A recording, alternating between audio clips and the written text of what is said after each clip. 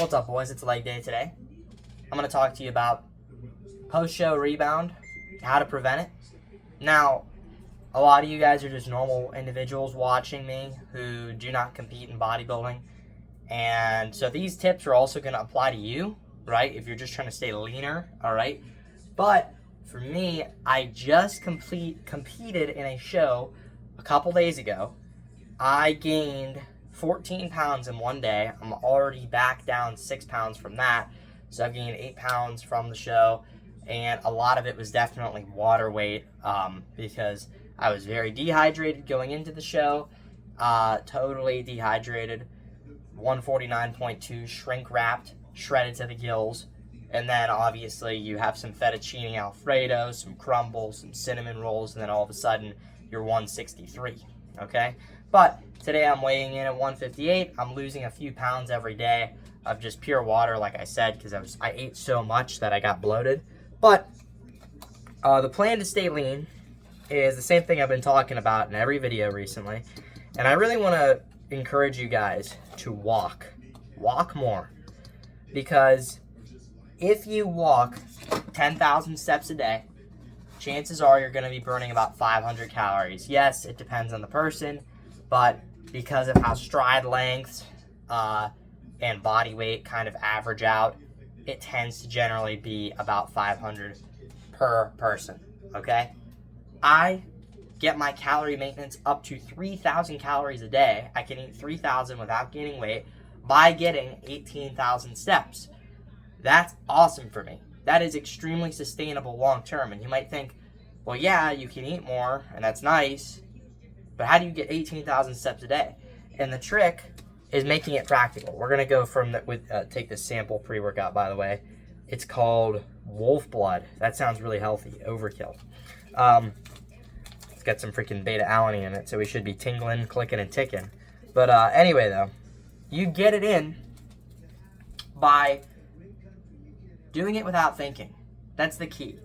If you have a standing desk at your job and you have a walking pad, okay?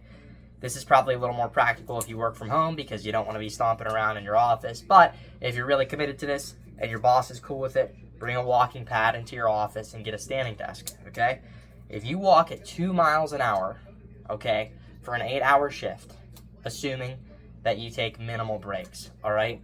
You are going to be walking, let's see, 2 miles an hour, 16 miles, okay? We'll say 15 because you go take a crap, all right? 15 miles, all right, a day, just at work. You know how many steps that is? That's over 30,000 steps. That is about 1,500 calories according to my estimate here, okay? These numbers are rough. They're not perfect. They're just examples to help you understand how much this can impact your calorie maintenance. So a lot of you end up eating, the average American, I believe the average adult American eats 3,400 calories a day, okay? And the average adult American also walks like 2,000 steps a day, or something ridiculously low. Again, these numbers aren't perfect. This is just roughly what I remember. So, with that said, you guys are already eating the calories, but you just need to figure out a way to sustainably and reliably get in more steps without thinking about it. Because the reason that Amish people, for example, are really lean is because they have insanely high activity throughout the day, even though they have butter with their bread in the morning. They have baked goods all the time. They have hefty, hearty dinners and lunches and breakfasts and all this full fat milk and stuff. And guess what? They stay lean because they freaking move constantly. There was a study done on Amish people that showed the men were able to maintain literally 9% body fat eating 3,500 calories a day because they got 18,000 steps. So they were able to literally be leaner than I am right now because I'm at about 10.5%, maybe 11%. And they were able to maintain that because they were getting 18,000 steps a day. So that tells me that because their lifestyle forces them to move that much because they don't have technology like we do, they are better off in terms of their physical fitness. They're probably going to live longer. They're going to be shredded all the time. They're going to look good, right? That's admirable. That's something we should strive towards. And that's how civilization was for a long time. We had to do manual labor, all right, to get anything that we wanted, whether it was to get food, to just organize, set up things around whatever. I don't even know, dude. Like, how did people live in the 1700s? You tell me. Hard life. Manual labor all day. So, if you can walk at a slow pace and burn the same amount of calories as some Amish dude working on a field, but you're not even thinking about it because you're walking so freaking slow all day that it takes no effort, right? And you're just sitting here typing at your desk. Or in my case, I edit videos, I live stream, I do whatever. Dude, that is all easy to do for me while I walk. And it should be easy for you as well to walk 2 miles an hour or even like a mile an hour, a mile and a half. Start slow. Start at a slow pace. Whatever you can do without thinking about it. The trick is to not think about it because these Amish people aren't thinking, man, I have to get in my 18,000 steps today. Oh man, I got my Samsung health tracker and it says 12,000 steps. I'm doing great today. No, they're not doing that. They just do their life and their life demands this. It should be such an ingrained, easy, and sustainable part of your life that you do not have to think about it. When I play video games, I'm on the treadmill. When I edit, I'm on the treadmill. If I live stream, I'm on the treadmill. If I am on the phone with somebody, I'm on the treadmill. Because it's in my room. And I got a 4K 55-inch mounted TV in front of my treadmill because I've tailored my life to this lifestyle. Okay? Everything I do is on the treadmill. I'm not saying that you guys need to do the exact same thing, but my point is, I wouldn't be telling you to do this if I didn't find it easy and sustainable. Keep in mind, 8 weeks ago, before my bodybuilding prep, I was walking an average of 2,000 steps a day because I didn't believe in the efficacy of steps. I didn't understand it. I hadn't done the math and I hadn't seen it in my own life. I didn't realize how useful they were for increasing your calorie maintenance, okay? You can literally eat way more if you walk more. Whoa, genius. Whoever thought about that? So, that's how I'm going to avoid post-show rebound. Some of these guys, they got nothing to do all day, right? And they sit here and just eat every time they get bored. But the reality is, guys, from prep, I learned that I'm not actually hungry when I'm bored. That was something I didn't realize before. Every time I would say I was hungry, it was actually a lie. None of you know what it's like to be hungry unless you've either done an extended fast or unless you've done a bodybuilding prep. And I mean that sincerely, okay? Or maybe if you're pregnant, all right? That's probably the only 3 times that you can know for sure that you've been hungry, all right? It is so unbearable that you feel like you absolutely need to eat and your body will not let you sleep until you eat, okay? It's that bad whenever you have real hunger, all right? Boredom-induced hunger is the easiest thing to deal with, especially if you keep yourself occupied with something like steps and productive work, okay? So when you combine those things, you're unstoppable. You're not going to be like all those other people who gain 50 pounds post-show and they look obese. Because imagine how depressing that is. You've gotten into the best shape of your life. You're shredded. Everybody's complimenting you. Everybody admires you. They're motivated by you. They're inspired by what you've done. And then you just showed them that that lifestyle is not sustainable. And yeah, it's not practical to be fit. Yeah, I did lie to you guys. I'm not going to be fit long term because it's too hard. I want to be obese. No, you don't do that. You lead by example. And guys, I wouldn't be leading by this example if this example was too hard to follow. I even got my mom to get motivated to start coming to the gym just to walk, okay? It's not the hardest thing in the world, guys.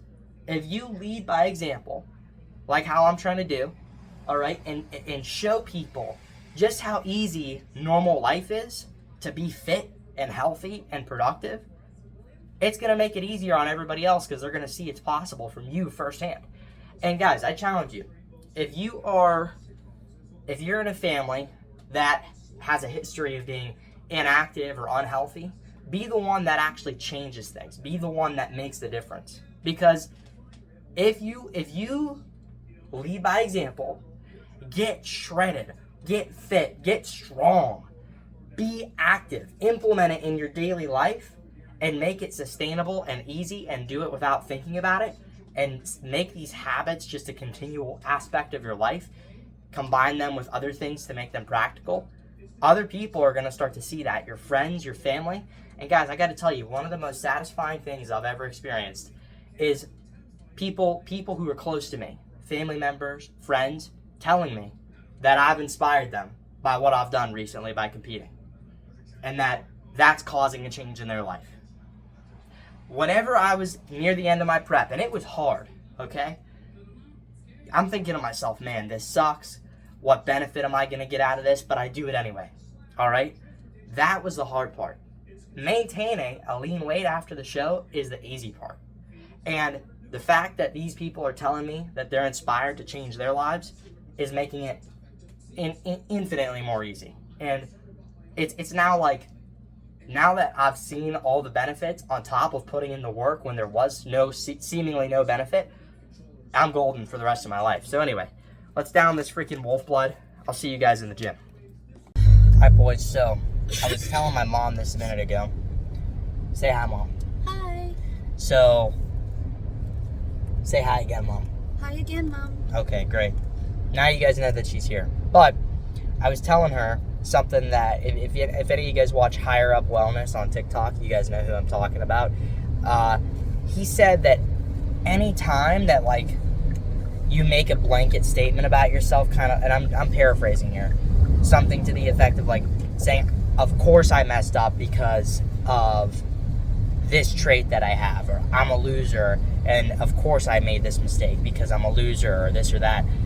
You are not taking responsibility for whatever it is that you messed up on. And at the end of the day, if you mess up, if you're not disciplined, if you're doing the wrong things on a daily basis, saying, oh, I just messed up because I'm a loser, you're now saying, the ball's out of my court, I am a loser, that's all I am, so I can't deviate from that because that's just who I am. So of course I mess up and I can't do anything about it, so I'm just gonna roll over and give up, right? And that's the mindset that I actually used to have, right? And every time I would be undisciplined and not do the things I knew I needed to do, I would always think to myself like, oh, of course I messed up. Of course I am overeating still at 190 pounds because I'm a loser, and it makes sense. But now my mindset is totally shifted, and I know that everything that I do, I have free will to do, and I'm taking responsibility for every decision that I make. So if I decide to be lazy, that's on me. That doesn't mean that that's the core of who I am. That just means that I decided to be lazy and mess up. But that doesn't determine the outcome of the future, right? So, with that said, I plan on taking full responsibility for all of my actions in the future and always doing the right thing. Am I always going to be perfect and always do the right thing? No, nobody is. But I could do the right thing way more often than anybody else. And that's my plan. So, we're going to go to the gym, hit a rambunctious, juicy, and crispy leg day. Obviously, I need to prioritize two things, okay? My glutes and my quads. I would say probably quads first, in all honesty, because if I had a bigger quad sweep, that was like the second missing link to my show, okay? That would have definitely secured a higher placing if my quad sweep was a bit bigger. But, or even if it didn't, another thing would be lat sweep, okay? If I had a better lat sweep and a better quad sweep and just more size in those departments overall, 100% I would be top 3 placing, guaranteed, okay?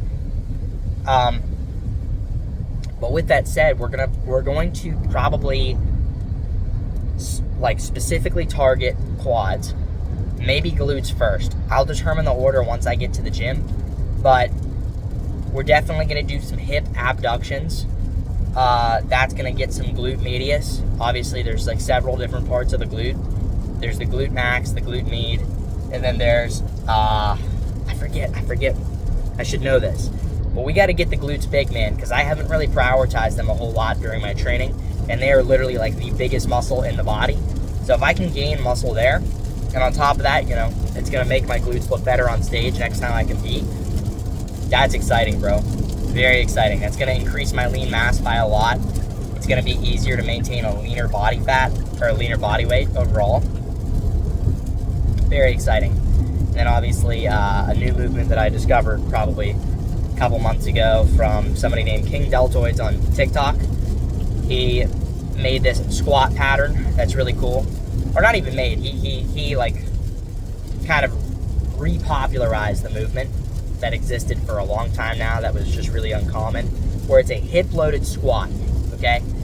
You put the bar, you go on a Smith machine and you put the bar on your hips, kind of like how you would during a hip thrust, and then you just squat and your hips are fixed the whole time and you're just moving about your knees pretty much with very minimal hip involvement. So pretty cool. We're gonna do that. Anyway, I'll see you guys at the gym. Boys, I want to talk real briefly before we get this show on the road, okay? I train very hard. I push myself very hard. But there's an aspect of hard training that a lot of guys forget, or they get sloppy on and they know it deep down, but they don't want to do anything about it, okay?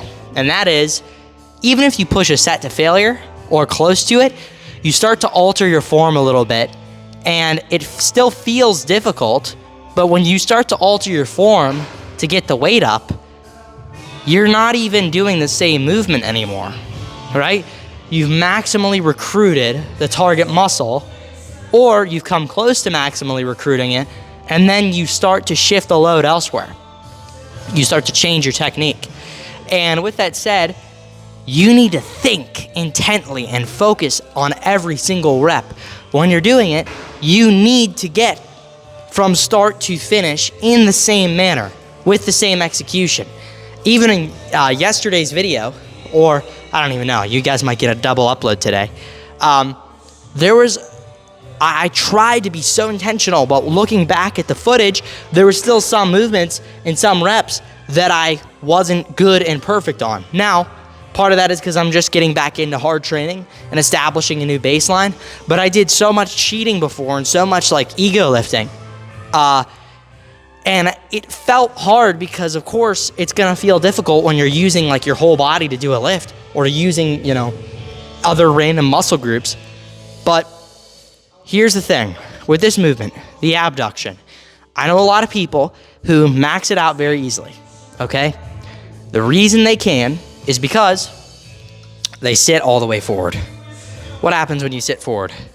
You're reducing the moment arm. You're gaining extreme amounts of leverage on the machine. This is 220 pounds, right? 295 is the full stack. I could go like this all day. This is nothing, right?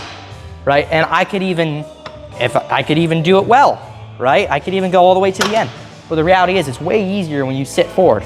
Whereas when you sit all the way back, now all of a sudden, it's way harder. I'm gonna do this as my real set for the day. My technique is gonna be locked in. I'm gonna be driving with my glutes, okay? And I'll know that if my technique is locked in, every time I increase by a rep or by a little bit of weight, I will know that that's real muscular progress and not something fake. That's technique induced, that's some dumb adaptation. Real muscle progress is what we're after, okay? So anyway, I'm gonna hit my set now.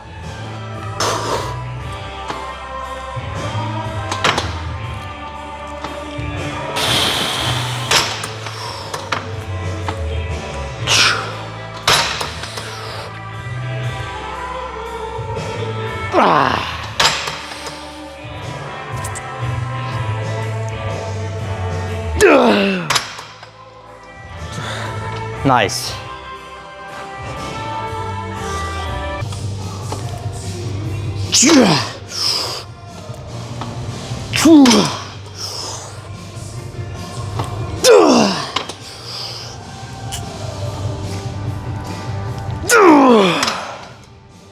That's a good example of hitting failure, even if it doesn't necessarily look like it, because if I had tried to go for another rep, it would have been bouncy and cheaty, right? Even that first set wasn't as ideal as I would have wanted it to be. That set was pretty much what a perfect set looks like, okay? That was great. And focusing on a set doesn't mean focusing on overly gimmicky things, like let me do a 19-second eccentric, or exaggerated pauses at every step of the way, or something crazy. Or like focus on mind-muscle connection to the point where I'm lifting 8 pounds just to feel the muscle. There's a happy medium and a balance with everything, and that set was a pretty good example of what sets should generally look like. The only thing I would have done differently, if I had another go at it, was I wouldn't have paused back here, right? I kind of did that just to find my end range of motion because I'm not really used to this machine, but I think we're calling it for this machine today. I'm gonna move on to, I'm trying to think of what a good movement would be. All right, we got it on 205. I'm gonna hit some single leg, and guys, I have done the full stack on this before, but with much worse form, okay? I'm gonna try to just get all the way to the top of the rep.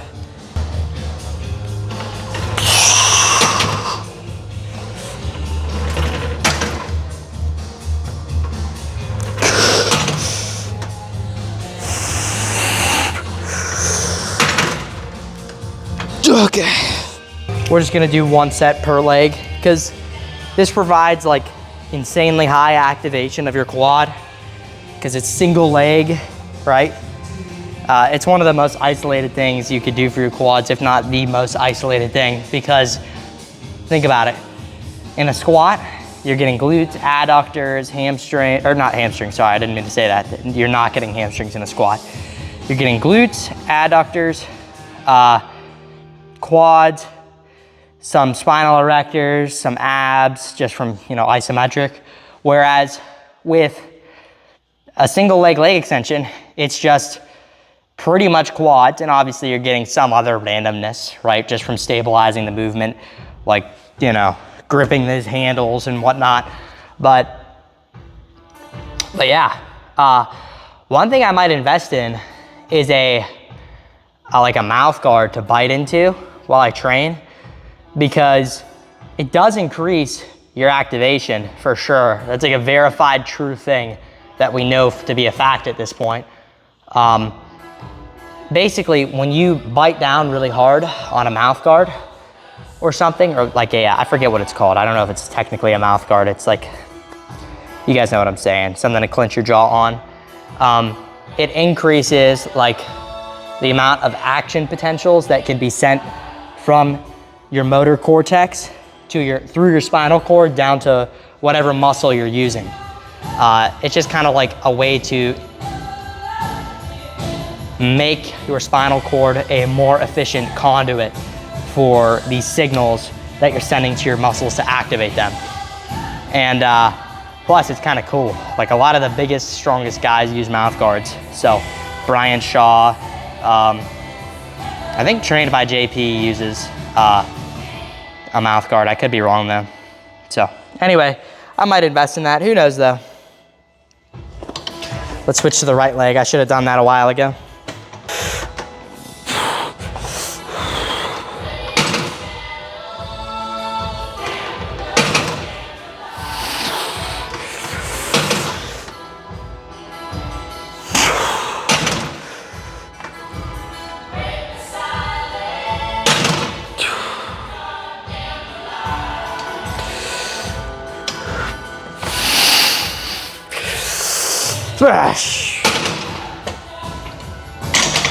Definitely misgrooved early on in the set, but moved well overall.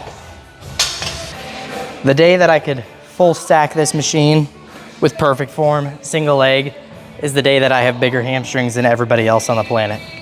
So we're gonna grind to that goal, boys, even though I don't think I'll ever get there. It's worth trying. And that's guys, have extreme strength goals, but also have extreme technique and focus, right? Because if your strength goals are just extreme and then the focus isn't there, the technique isn't there, you're gonna ego lift your weight at very high numbers and then wonder why you're not big. And then people are gonna use you as an example of why lifting heavy doesn't get you big. When in reality, we know that that's not true. Lifting heavy with focus, with intensity, with good technique does get you bigger than anything else will, okay? So with that said, like obviously the upper limit for like the natty limit, okay, is considered to be generally about 25 FFMI, right? But guys, who set that standard? You know what I mean? Who's actually, let's look at the top natty guys for real. And I know that a lot of comments are gonna laugh at me, but Ronnie Coleman, I believe it was 93, it was early on, it was very early in his bodybuilding career. It was when he still claimed to be natural, okay? I believe he was 190 on stage, right? 190 to 195, absolutely huge, okay?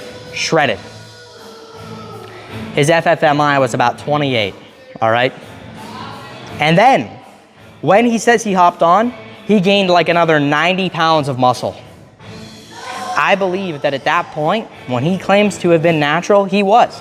Because nobody all of a sudden explodes and gains 90 additional pounds on gear after they've already been on gear. That doesn't happen, okay?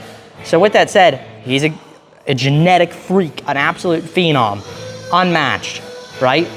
But other people could be as big as him naturally, even if they don't have the same shape, the same insertions, the same structure. He just had everything, right? There's a lot of examples of natural guys who have 27, 28 FFMI, just crazy high numbers.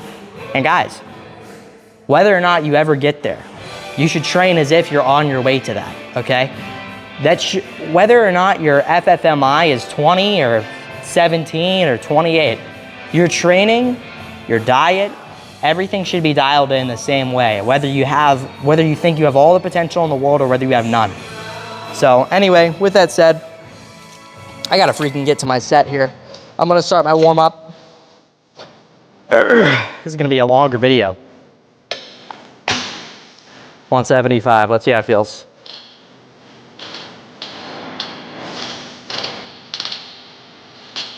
Okay, 175 felt pretty good. I'm just gonna do 205 today because I am just getting back into it. I don't wanna do anything crazy. I used to be able to do the full sack, 260 pounds on this with really good form, but today, my calves feel a little tight, hamstrings feel a little tight, so I just wanna be careful, all right? First leg day after bodybuilding show, so.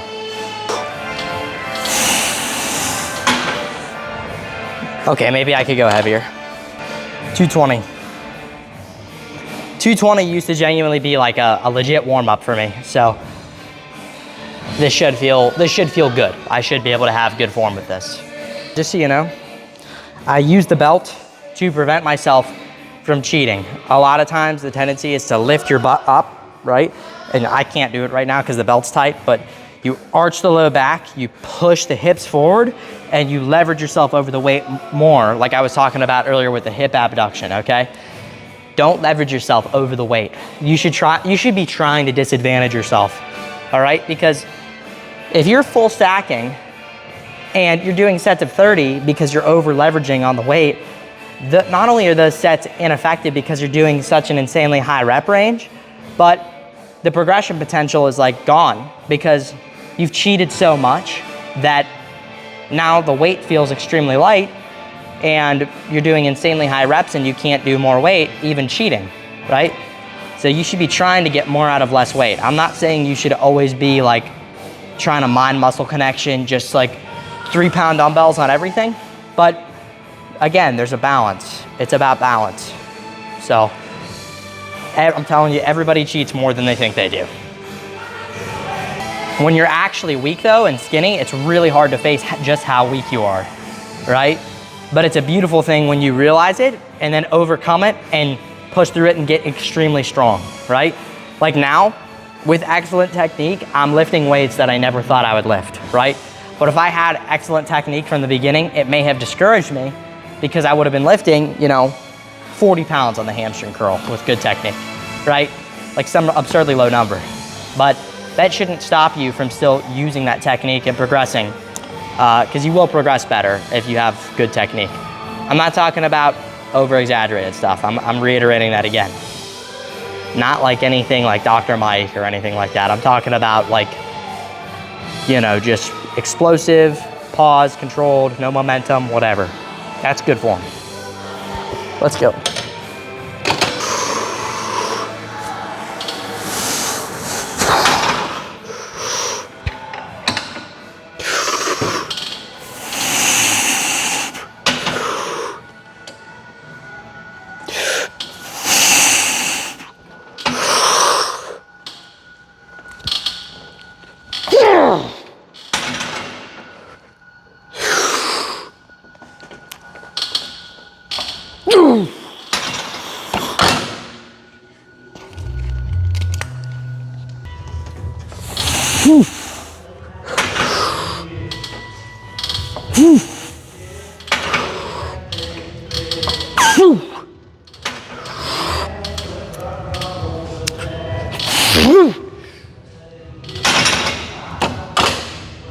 All right. Perfect. Lift is going perfect today. If you made it this far in the video, you're a real one.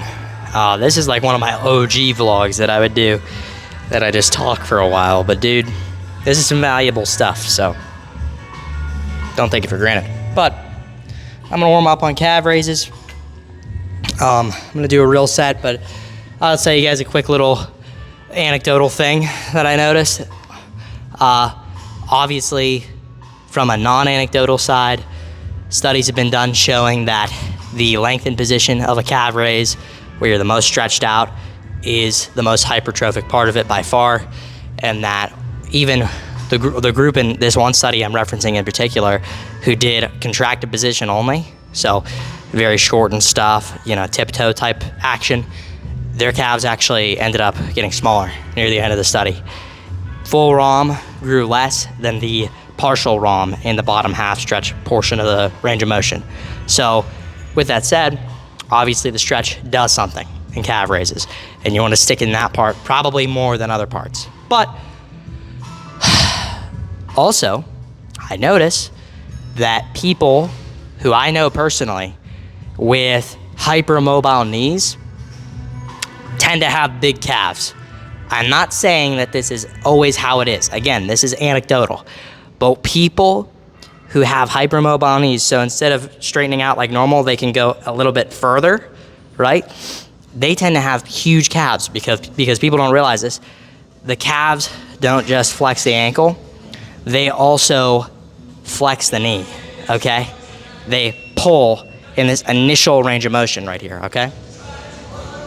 And they don't do a ton, right? They don't have a ton of leverage to produce a lot of force in that position. But I would imagine that if you have hypermobile knees, you probably use your calves more than you otherwise would, right? So with that said, obviously, straightening out your knees and doing a calf raise that way is way far superior to doing it with your knees like this, bent, in like a seated calf raise, for example, where your knees are bent the whole time, right? Because now your calf is flexed. It's very flexed, it's very shortened, you're not getting those lengthened benefits.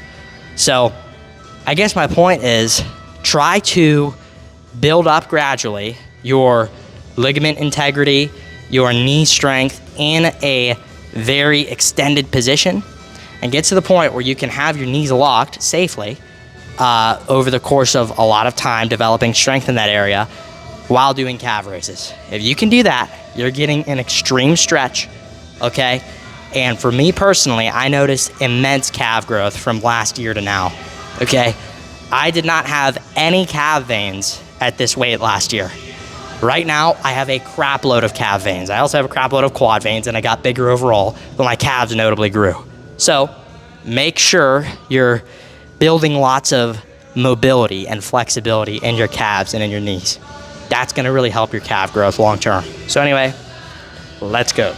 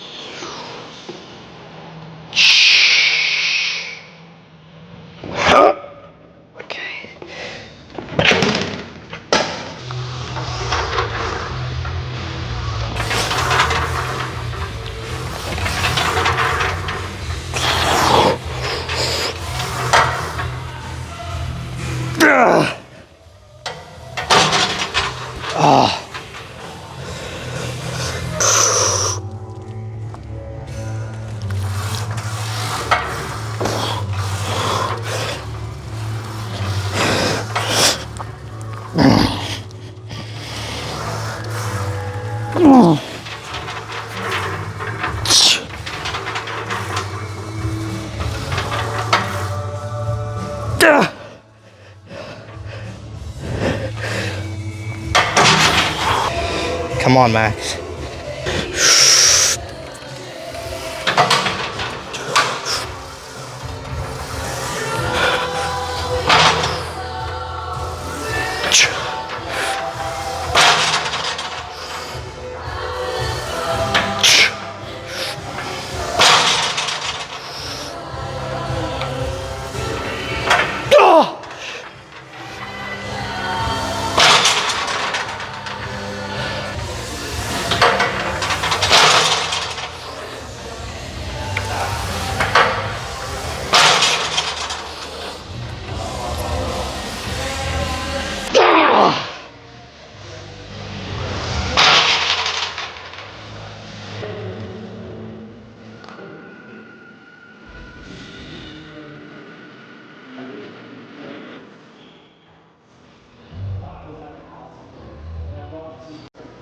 Alright boys, this is my second video being edited of the day, and I don't know if you noticed, but from last video I look quite a bit leaner, and the reason for that is because I've just been losing tons of water weight every day following my show.